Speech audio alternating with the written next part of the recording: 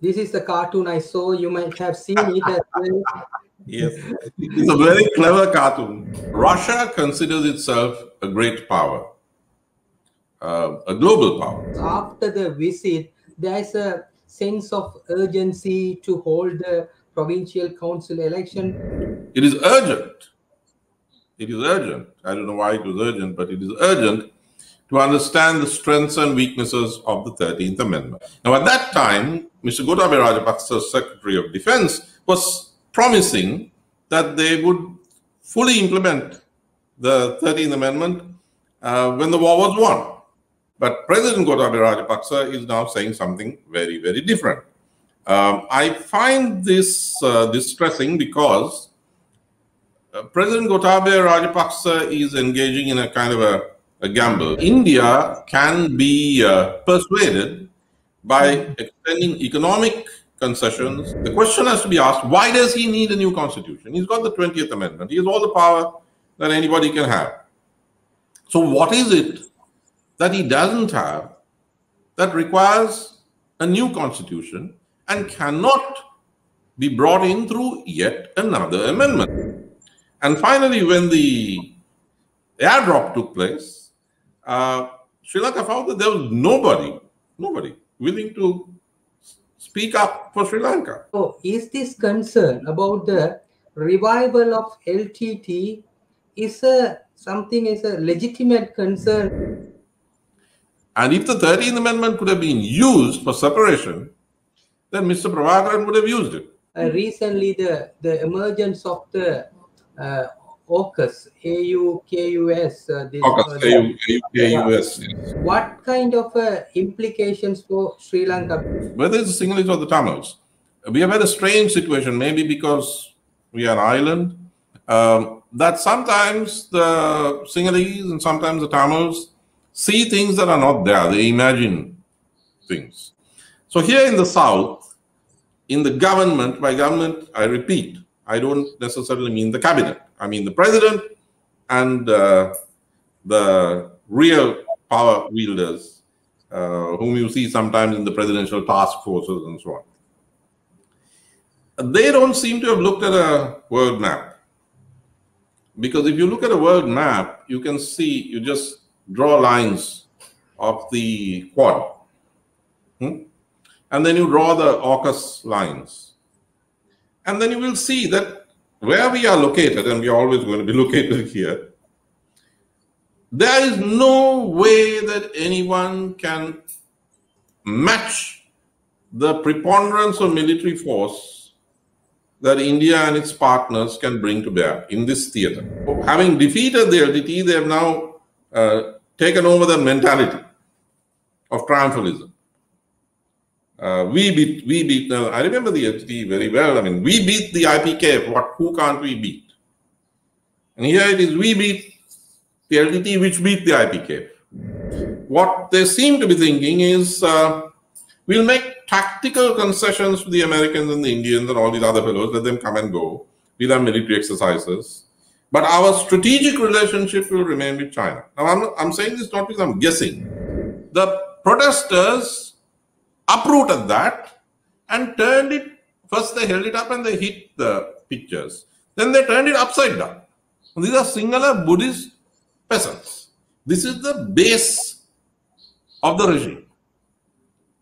And in fact, most of the Sri Lankan army comes from the peasant families. So similarly here, the mindset is such that there is no course correction. Dr.Dayan Jayatilleka, welcome to the show. Good evening. Okay. Thank you for having me on the show. Thank you, Doctor. Thank you for agreeing for this interview. And it's a pleasure to have you, Doctor. And my first question, today I saw a cartoon in the morning newspaper. So I want to first show the cartoon and start from there. This is the cartoon I saw. You might have seen it as well. Yes, it's a very clever cartoon. Is it a real thing? Is it practically this is happening, or since you were the Russian ambassador, Sri Lankan ambassador to Russia, what are Russia's interest in this region? And please explain me, Doctor. Yes. Well, Russia considers itself a great power, a global power, and its military strength makes that claim quite justifiable. Now, we know that the Indo-Pacific is a vast area of contestation, competition, rivalry between the great powers. On the one hand, you have China. On the other, you have the United States. And if you take Asia, there is the competition between India and China. So it is really a tripolar situation. But Russia thinks that it is part of the game, of the great game, and it wants to have a presence, not a base, but to project its presence in the Indian Ocean and the larger Indo-Pacific. Now, historically, by which I mean during the time of the Soviet Union, I'm not talking about the Tsars, the Soviet Navy had a much bigger presence in the Indian Ocean during the build-up by Admiral Gorshkov, very famous Soviet admiral. The Russian fleet is not quite up to the same level, but it is very significant. And frankly, as when I was ambassador, Sri Lanka's ambassador to Moscow, I did everything to encourage ties between the Russian military and the Sri Lankan military. And I welcomed, in fact, I urged that Russia should also pay a call on us on the way, because everybody else was doing so. So I think the more the merrier. It gives Sri Lanka more options. It's always good to have more visitors than only one or two who think that they are the patrons of Sri Lanka. So I'm glad that the Russians turned up, and I think they will continue to visit. But unlike India, China, and the United States, they really don't have what's known as skin in the game. They don't have a real stake. They tilt towards China in the present global contestation because they feel pressure from the United States, but they are not. They can't be taken for granted by China either. They're partnering China, but Russia is a great power of its own, and it will play a game which gives it maximum strategic autonomy. And I think the visit to Sri Lanka was part of that. I think it's a good thing. Doctor, following the recent visit of Indian Foreign Secretary, you wrote a column in Island, if I remember correct, and you actually mentioned in one of the, you pointed out a statement by the Indian Foreign Secretary saying that President pointed out the urgent need to understand the weakness as well as the strengths of the 13th Amendment, and accordingly, you actually elaborated on it, and please explain actually why is it so significant at this point of time, because after the visit there is a sense of urgency to hold the provincial council election. At least there are talks happening right now. So why this visit is so important?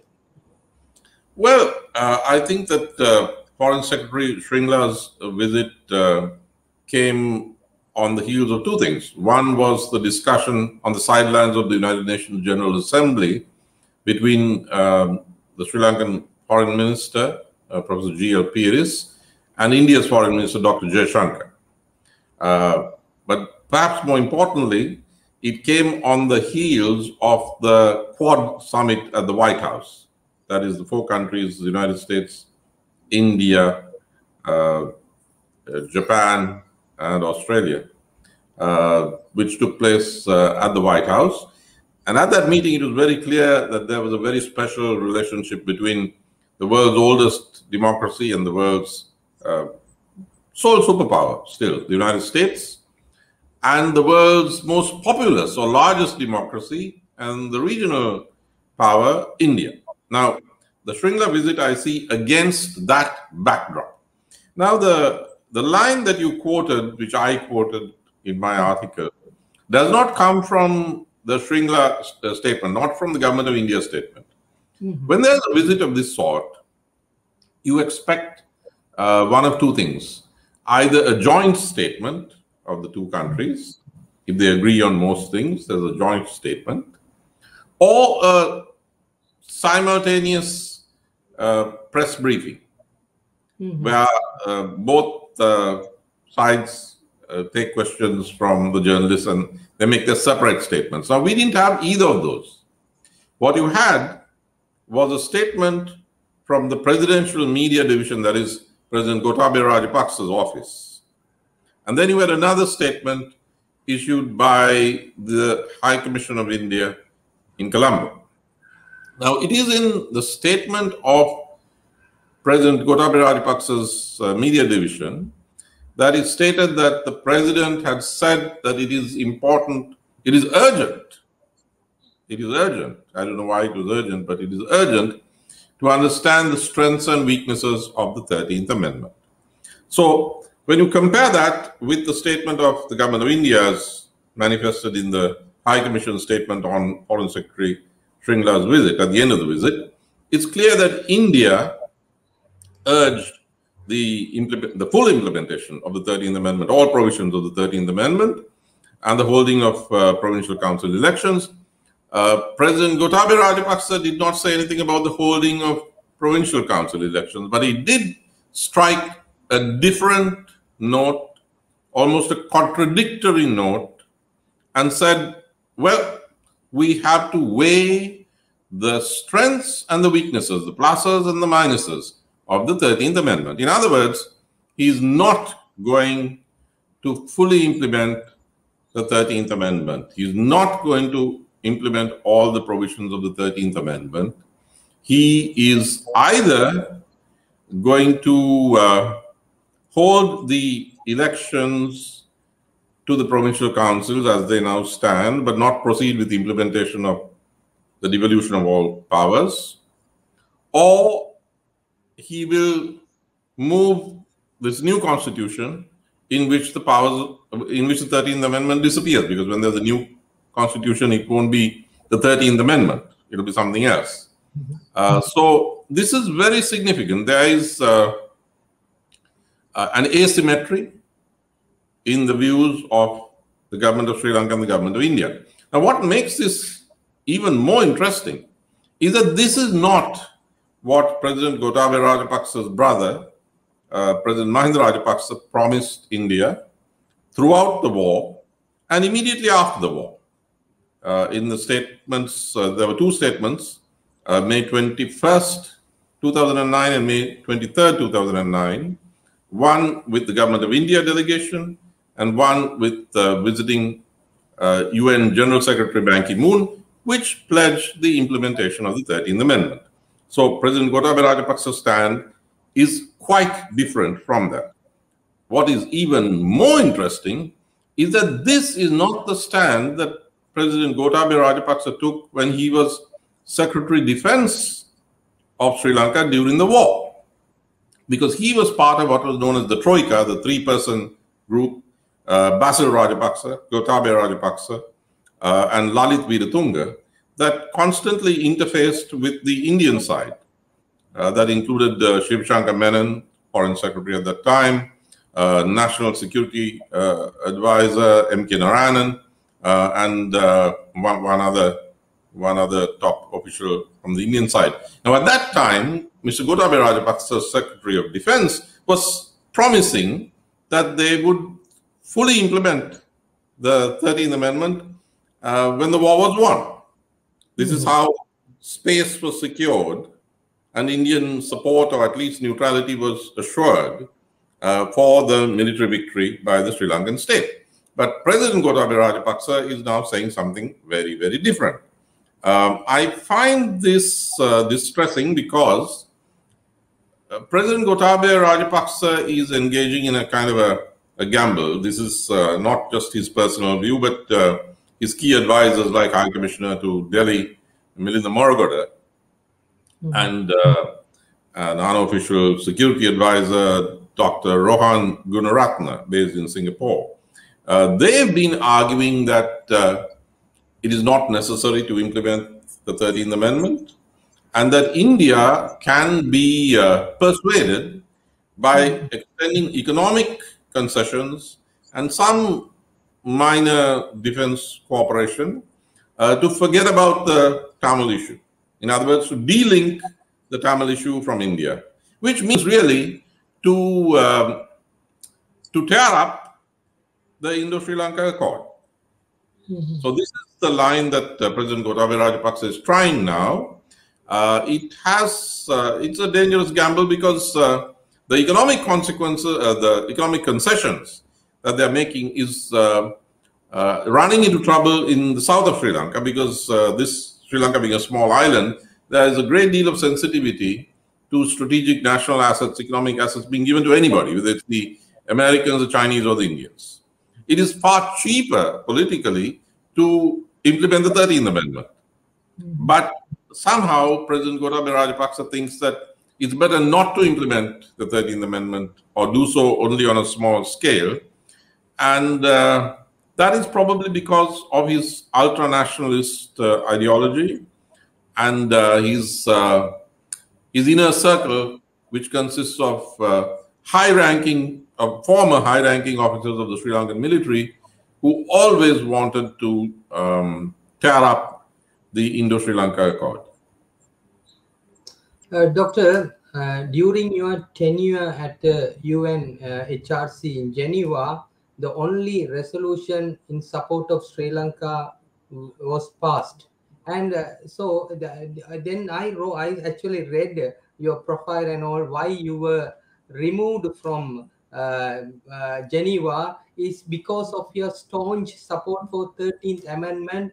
Because of that, single nationalists actually want you to, they wanted you to remove from that there. So here, today, this morning, I interviewed former Northern Chief Minister C.B. Vigneshwaran. I asked the question, what's your view on the election, their provincial election, will it happen or not? He said, I don't think it won't happen because government these days actually it's not popular, or their popularity is on the wane. They won't conduct elections. It's only to boo or hoodwink the international community. That kind of statement he made. And so under this situation, Doctor, the president recently promised in UN during the UN visit that there will be a new constitution. You also said a short while ago. What can we expect? Actually, normally people say during the honeymoon of a new government only it is possible to implement the new constitution. But now, since already 1.5 years, 2 years time, there are more protests happening in Sri Lanka. Is it possible to implement the new constitution? Will it come? Is there a possibility? Well, the honeymoon is long over.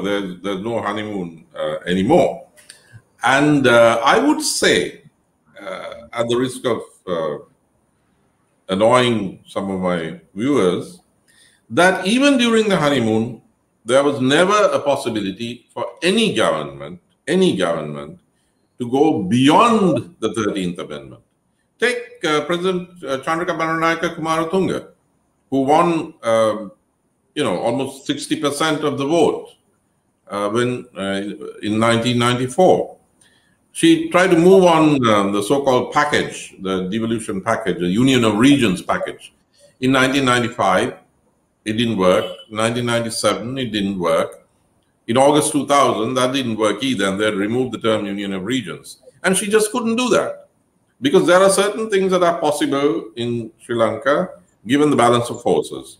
Even with a very strong Tamilam armed struggle and pressure from the government of India, the Sri Lankan state was not willing to abandon the unitary state form and go beyond devolution within a unitary state.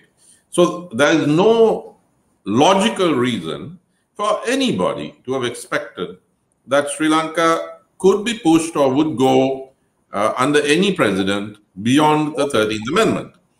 During the so-called Yahapalana period of Prime Minister Ranil Wickremesinghe and President Maithripala Sirisena, there was another attempt at bringing a new constitution driven by the UNP of Prime Minister Wickremesinghe, and that failed. And at that time, I warned, it's on YouTube, I had a friendly debate with Mr. Sumandaran, and it's all on YouTube, and I said, don't do this. If you try to push it beyond 13, there will be such a backlash that you won't even have 13. And that is what the situation is now. Now, it's not a question of going beyond the unitary state or going beyond the 13th Amendment. It is a question of whether or not the democratization of the Sri Lankan state and the autonomy of the Tamil people can be saved at the level of the 13th Amendment. Because there is now a push against the 13th Amendment, not a current push, because that's not a concern of the Sri Lankan people in the south anymore. They wouldn't mind if the provincial council elections were held under the 13th Amendment.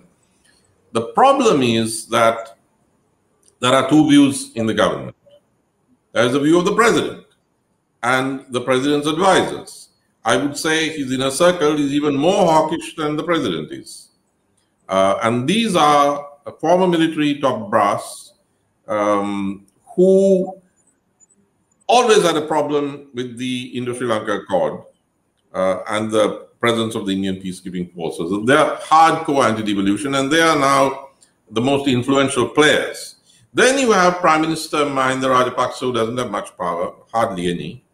And you have Minister Basil Rajapaksa, who has more powers. I mean, he's not a big fan of the 13th Amendment, but he's more pragmatic, and I think he wouldn't mind trading in the 13th Amendment for India's support. But these are two different factions in the government, and right now, the president is on top, and the president has not changed his mind. Now, the president had many chances. He met Prime Minister Modi many times, and one would have thought that it would have been the cheapest price to pay to say, okay, we'll go ahead with the 13th Amendment and have elections to the provincial councils. He could have secured Prime Minister Modi's support, which Sri Lanka and President Gotabaya Rajapaksa need because of the very serious international pressure at the UN Human Rights Council and now the EU and world opinion, especially Western opinion. But he chose not to do so because those are his ideological views. And he has been trying, and his close associates have been trying to dismantle or at least downsize the 13th Amendment for a very long time. That is what they will try to do if they move a new constitution. Because the question has to be asked, why does he need a new constitution? He's got the 20th Amendment. He has all the power that anybody can have. So what is it that he doesn't have that requires a new constitution and cannot be brought in through yet another amendment? Now he has the 20th Amendment. If he wants to do something about something else, he can have a 21st Amendment. But why would he want to bring in a new constitution? What can he do with a new constitution? What can be done that cannot be done under the existing constitution?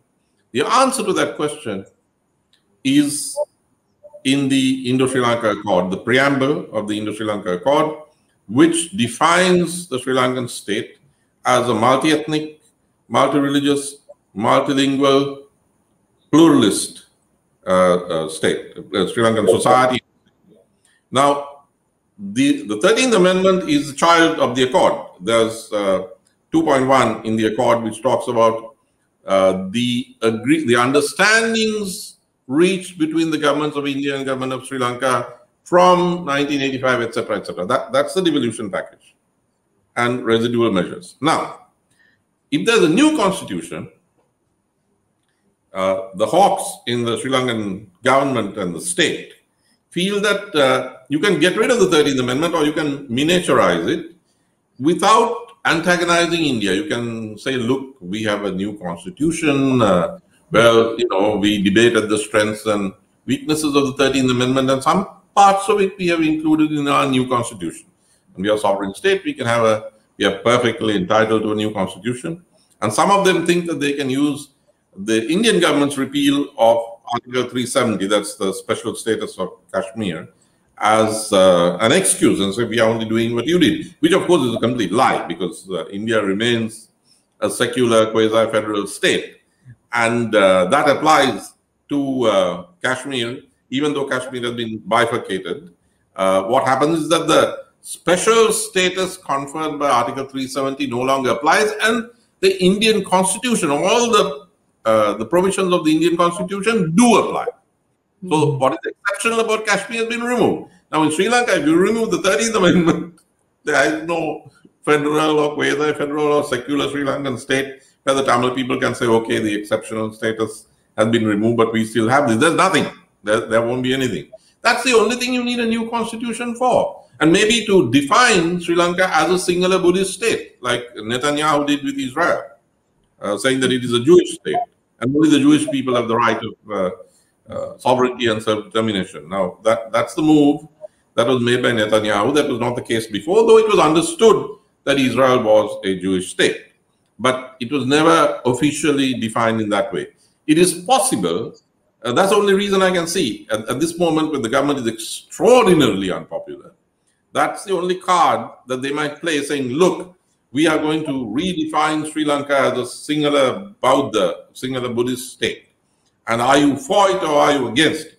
And we are going to remove this 13th Amendment, in other words, wrap themselves up in the flag and see whether, and hope that the singular people will vote for them. I don't think that's going to work, because the singular Buddhist people are not thinking primarily about ethno-religious issues all the time, especially when they're suffering in material terms. So I think that's a gamble that's very, very risky, but that's the only logic I see for this whole idea of a new constitution. But the Tamil parties have to understand that the situation is very serious. We made many mistakes in the past. After the war was over, they should have realized that with the war lost, that the retreat should have been to what exists, and that was the 13th Amendment. Not what Mr. Prabhakaran tried to get for them, but what Sri Rajiv Gandhi got for them. And that should have been defended. Mr. Vigneshwaran is one of the people who made that mistake. I was there. I was an invitee, he might remember, when he was sworn in by President Mahinda Rajapaksa. We were all at the official lunch, and I'm in the photograph with Chief Minister Vigneshwaran.